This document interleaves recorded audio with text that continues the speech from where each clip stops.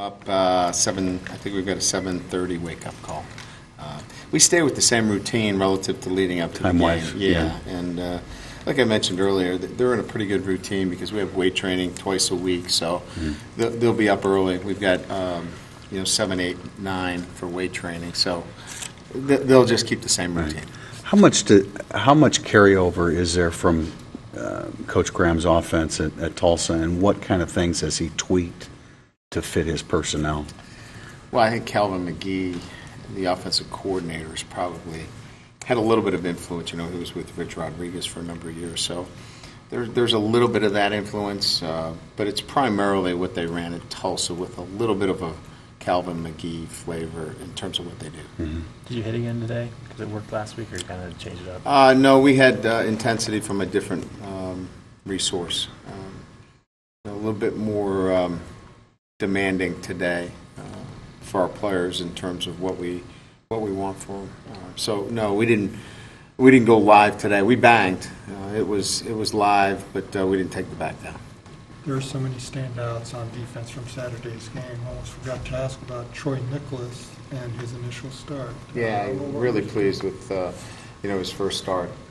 The key for that position is does the ball get outside the defense, and so it's an easy one to critique early, even from the 50th row. If the ball's getting outside the defense, you're having a problem with the drop, and did a pretty good job there, obviously, in terms of the run defense.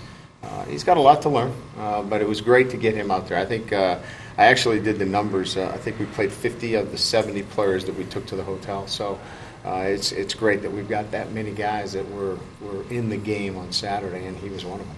Talked about the freshmen being a little bit more advanced these days. Troy is somebody who had his own personal trainer for 2 years. Yeah. Is that one of the more advanced guys you've seen come in? Yeah, physically the guys call him Hercules. I mean, he's just in great shape. He takes care of himself, nutrition conscious, what he puts in his body. And I've said this many a times, that the development of players today is not necessarily just in the weight room.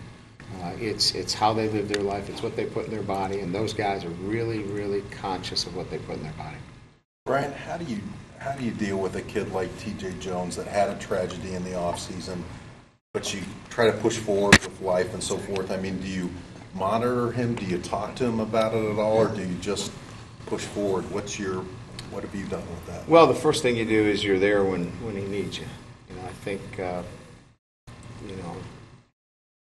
for whatever reasons, I think we all try to help out, in times like that, whatever those reasons are, whether it's a death in the family or somebody's ill or you're just having a bad day, we all try to help out. And I mean all, every coach, every player. So everybody was aware of TJ's family situation. So everybody was there for him.